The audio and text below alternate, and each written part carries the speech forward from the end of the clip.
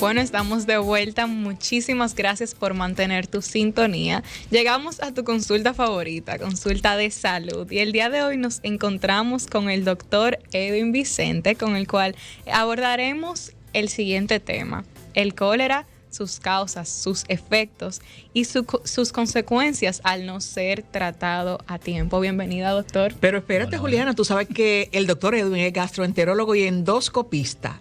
Así es. Para las personas que tengan también otras preguntas con relación a problemas de gastro que tengan que ver con esa especialidad, también aquí está el doctor para quitarle duda y ayudarle. Sí, ahí le respondemos. Y responderle cualquier cosa a la consulta Marta, como cada sábado. Bienvenido. Yo consulté antes pero también se lo va a hacer en. Hizo su preconsulta ya. Correcto. Ya Marta hizo su preconsulta, pero yo creo que ya podemos empezar con la consulta con la que va. Doctor, quería empezar preguntándole, en términos médicos, ¿qué es el cólera?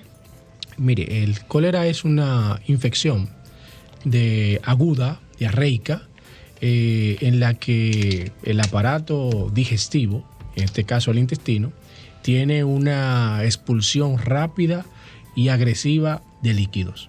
Y eso conlleva a una deshidratación que puede ser en unos momentos muy severa y provocar entonces complicaciones o hasta la muerte del paciente.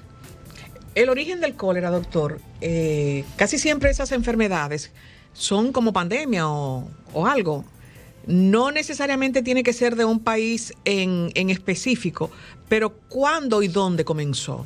Bueno, se habla desde los tiempos antiguos de que existían eventos, brotes de diarrea aguda.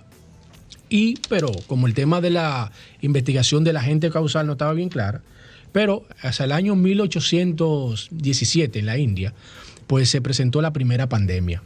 Se han descrito a nivel mundial alrededor de 7 pandemias relacionadas hacia el cólera. Y bueno, en esa zona del mundo pues se presentaron los primeros casos y hemos tenido, bueno, pues ya brotes de manera regional o en Haití que, bueno, pues se han ido ocurriendo en los últimos años. Doctor, entrando ahí en materia, ¿qué provoca el cólera? Es una bacteria gram negativa llamada Vibrio cholerae que, bueno, se adquiere vía oral y entonces, bueno, provoca la diarrea. En el caso de eso, con esa diarrea, doctor, ¿tiene que ver con la suciedad, con algo que tú tomes que no esté apto, el agua, un líquido, algo? O algún tipo de medicamento que contraiga la bacteria en su efecto. Bueno, como le dije, pues llega vía oral al ser humano.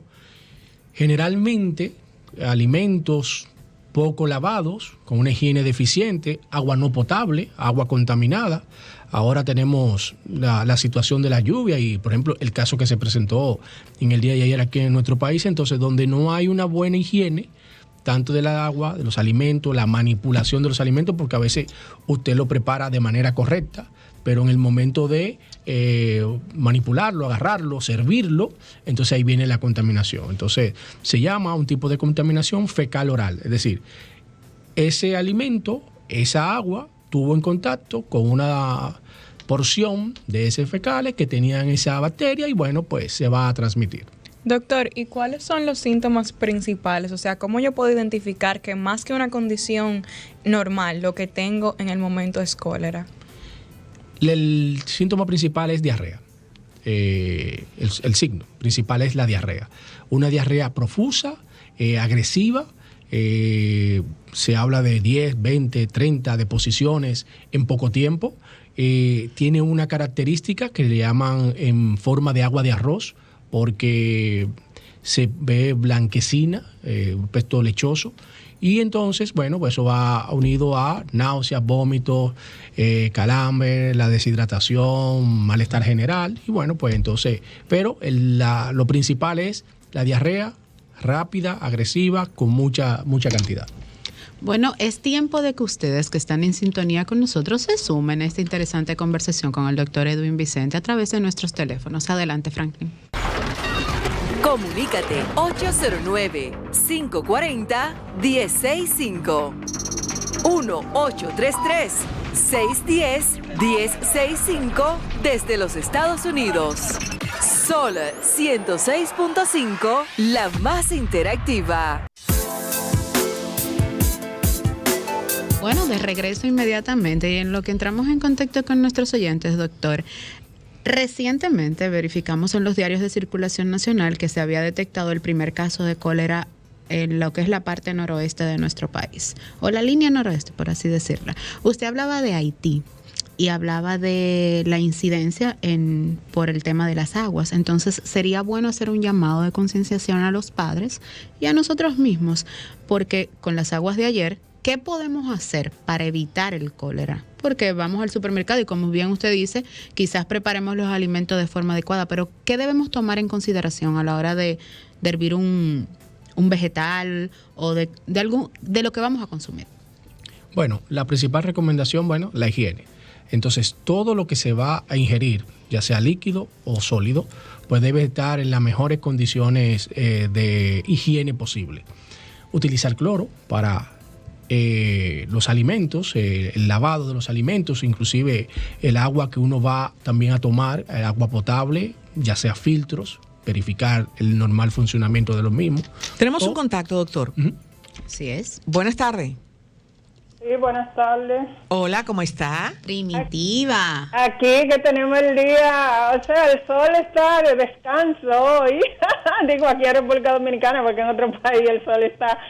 Pero nada, estamos vivos, que es lo importante. Amén, amén. Amén, así es. Primitiva. ¿Cuál es su pregunta al doctor Vicente, Primitiva? Sí, doctor Vicente, buenas tardes, gracias por su tiempo, como yo siempre le digo, y un saludo al pueblo dominicano. Mi pregunta es, doctor, el cólera, si la persona no se da rápido, o sea, que va a donde lo atienden a recibir buenas atenciones médicas, puede matar, o sea, ¿en qué tiempo puede matar a una persona? Aparte de eso, ¿en qué se diferencia una diarrea común con una diarrea del cólera? ¿Y en qué más ataca esta enfermedad? Gracias. ¿Y en qué? ¿En qué más ataca? O sea, me imagino que sería otro síntoma, o qué otro órgano ataca. ¿Qué otro órgano ataca? Bueno, aparte del intestinal, me imagino. Sí, vamos a empezar por ¿cómo la diferenciamos? ¿Cómo la diferenciamos? Hablamos de la cantidad y la intensidad de esas evacuaciones. Muchas evacuaciones líquidas en forma de agua de arroz. Blanquecina principalmente. Entonces, en pocas horas, 1 o 2 horas, tener unas 20, 30 deposiciones. Sí puede matar, lamentablemente ocurre generalmente en pacientes que tienen una cierta vulnerabilidad, como los niños, los pacientes ancianos o pacientes que tengan comorbilidades cardíacas, pulmonares.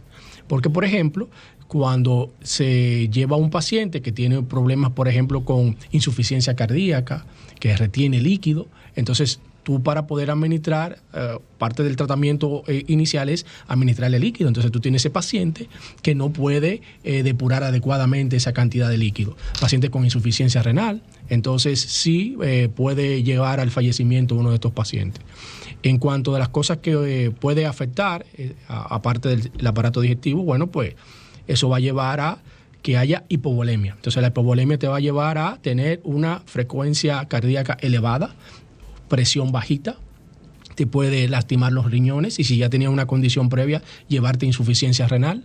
Entonces puede haber convulsiones inclusive, entonces afecta el aparato neurológico también. Entonces a nivel osteomuscular también puede haber calambres. Entonces hay una serie de cosas que se van sumando a una complicación del cuadro. Doctor, y relacionado con la pregunta que hacía Primitiva de en cuánto tiempo puede ocasionar la muerte de una persona, mi pregunta sería, en general, ¿cuánto tiempo dura una persona con cólera que se esté tratando? ¿En cuánto tiempo se puede sanar de esta enfermedad? Bueno, las primeras horas son las más críticas. Estamos hablando que en las primeras 4 o 6 horas debemos hacer todo lo posible por estabilizar a ese paciente. Entonces, ya dependiendo en qué condición previa tenga ese ser humano, que no es lo mismo un paciente de 80 años, un paciente de 20 años. Entonces, el de 20 años, si no tiene ninguna comorbilidad, va a resistir un poco más que ese pacientito de 80 años. Así mismo pasa con los infantes. Entonces, lo importante es hacer el diagnóstico o tener la presunción diagnóstica rápido e iniciar el tratamiento de recuperación, de rehidratación del paciente, y entonces eso nos va a permitir, bueno, que evitar complicaciones y si van ocurriendo, detectarla a tiempo. Entonces, el tema es, primeras 4 o 6 horas, atacar rápido. Doctor, nosotros siempre tenemos un miedo cada vez que resurge en Haití el cólera. Y nos ponemos en alerta en la República Dominicana. Pero ¿qué tan cerca nos puede tocar si aparentemente el cólera no se transmite de una persona a otra? ¿Qué tan cerca? Bueno, el tema es que tenemos una comunicación constante de viajeros de aquí hacia allá y de allá hacia aquí. Es decir, a veces la frontera es muy permeable. Entonces, bueno, también la contaminación de las aguas. A veces por el tema de la salubridad, muchas de las deposiciones pues van al agua y bueno, esa agua de una u otra manera pues llega a nuestro lado. Entonces, el tema es que cada vez que hay una situación ahí de salud, nosotros tenemos que hacer todo lo posible para controlar tanto el que sale de aquí como el que entra de aquí y todo lo que se ponga en contacto con el área de la frontera. Doctor, ¿cómo puede contagiarse el cólera? O sea, por ejemplo, por la saliva, de una persona a persona, o tiene que ser necesariamente tomando... Sí, la vía de transmisión es fecal-oral, ya sea sólida, ya sea líquida, debe entrar por la boca.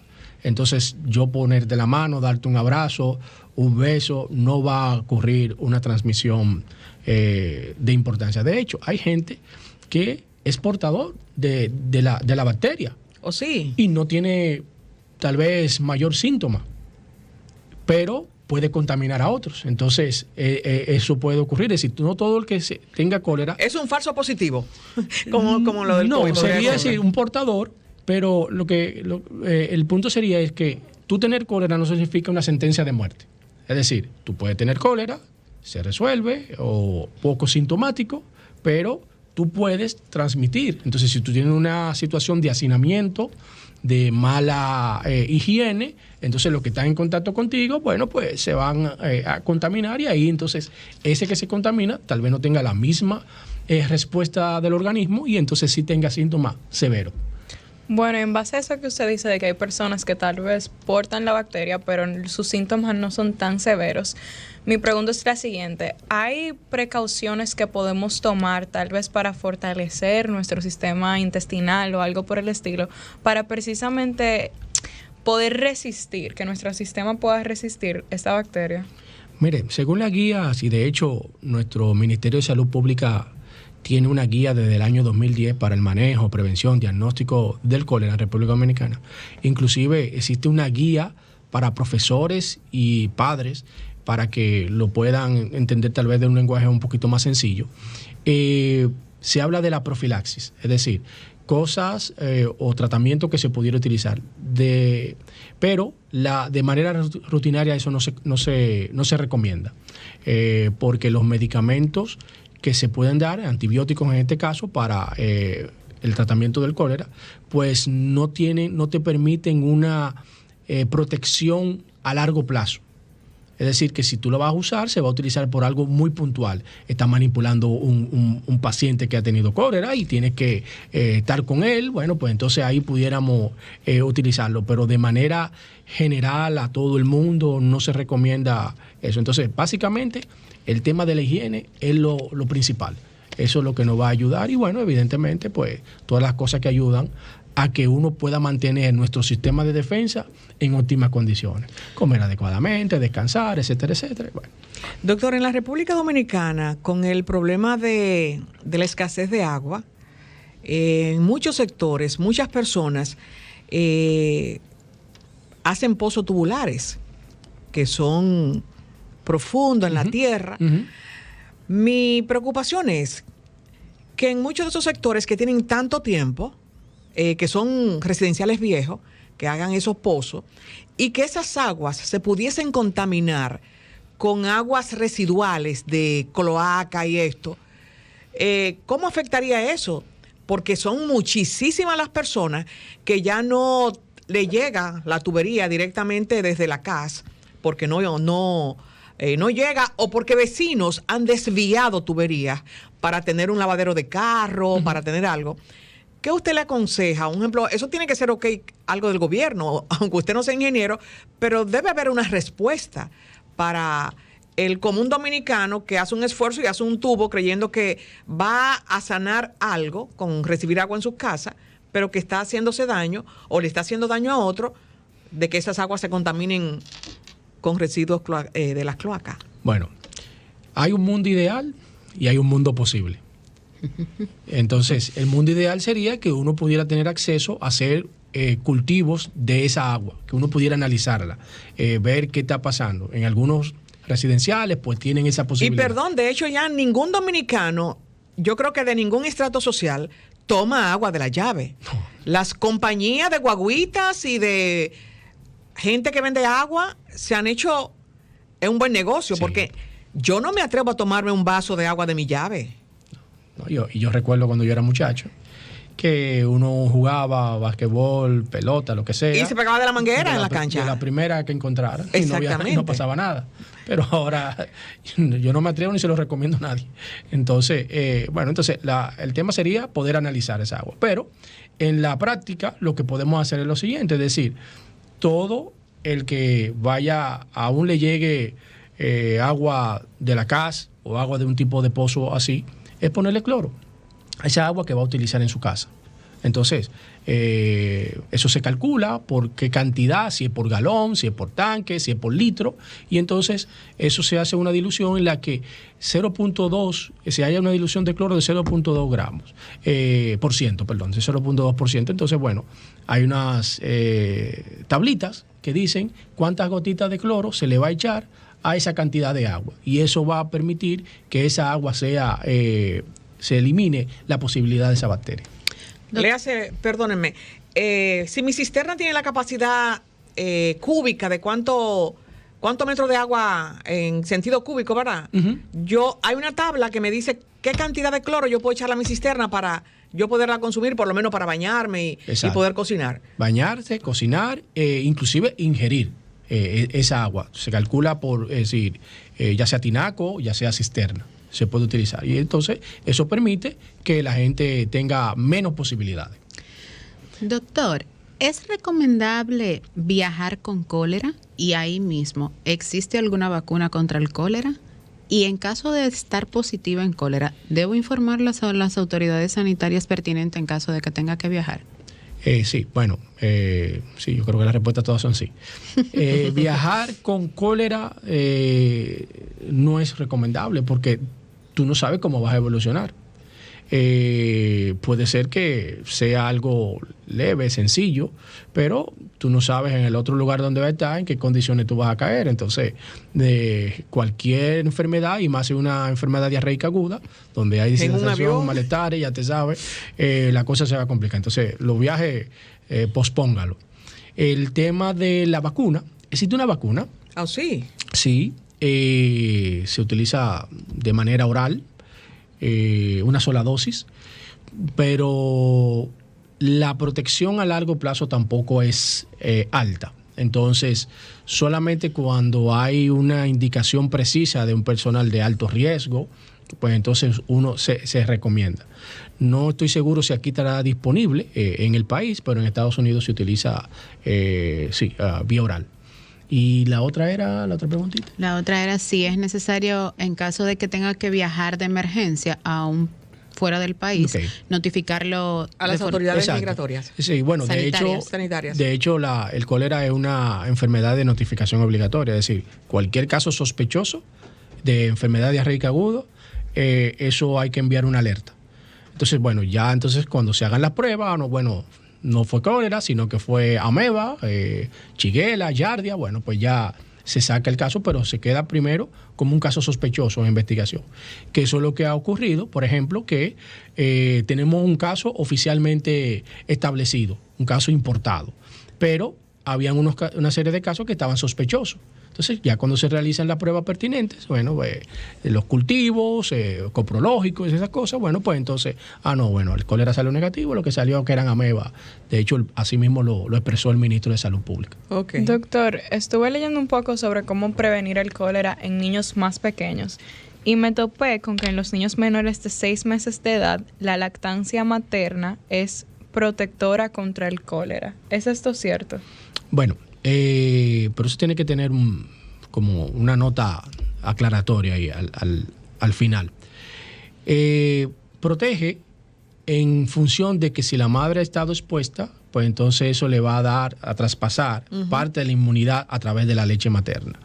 Pero no es que si se expuso y se contaminó y ingirió algo con cólera, no le vaya a pasar. Es decir, puede ocurrir también en lactante y entonces ahí la cosa se pone un poquito más delicadita. Nosotros estamos hablando de cólera, pero hay informaciones que son interesantes y también propicias para uno saber y que nuestros oyentes también sepan.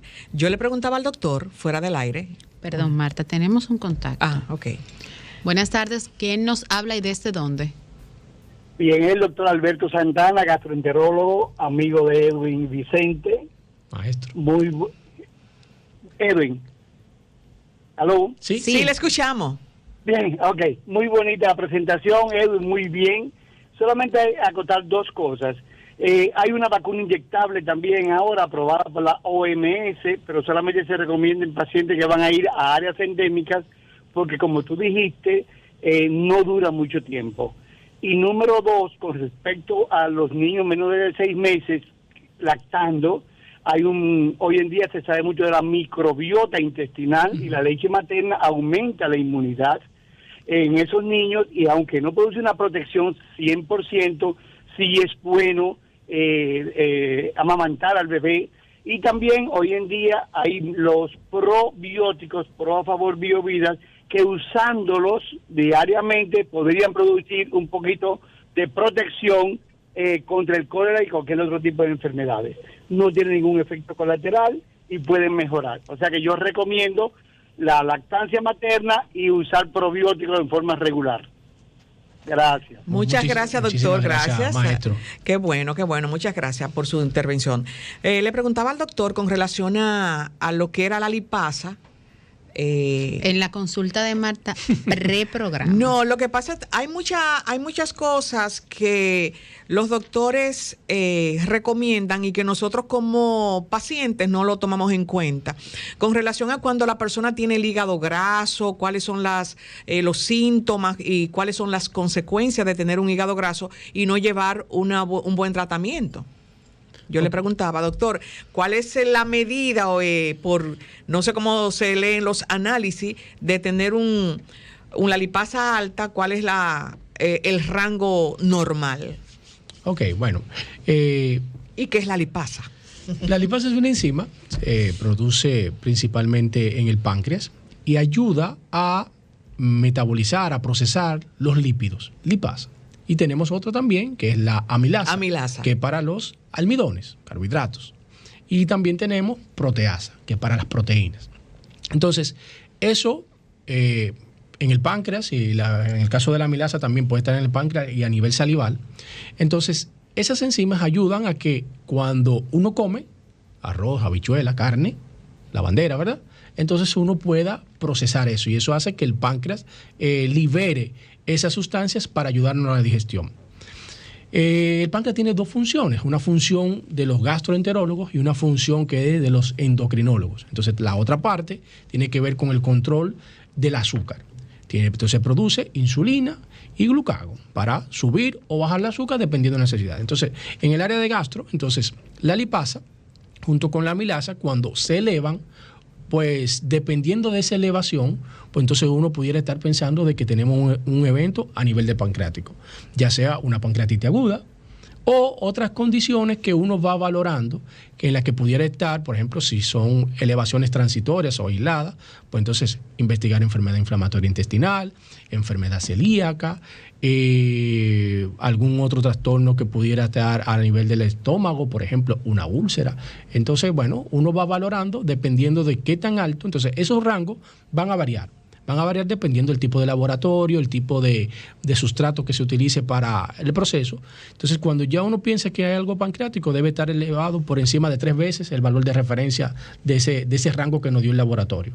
Cuando uno se fija en la hojita que nos entrega el laboratorio, dice, lipasa, vamos a poner un número de 5 a 50. Entonces, todo lo que esté por encima de 50 está alterado. Ahora, no necesariamente significa un problema serio. Entonces, bueno, eso lleva al médico a hacer las investigaciones para ayudar a encontrar la razón. Doctor, en el caso de muchos deportistas que estuve leyendo, que tomando a veces esos suplementos que a veces en los gimnasios se dice, no, mira, si tomas eso, tú te pones fuerte, los músculos van haciéndole daño a esto. ¿Cuál es la recomendación, usted como gastroenterólogo, para esos jóvenes que muchas veces quieren verse bien, pero quieren verse bien rápido y toman suplementos que al final lo que le van a hacer es daño? ¿Cuál es el...? Bueno, el asunto es la autoprescripción, la automedicación, el autoconsumo de cualquier cosa.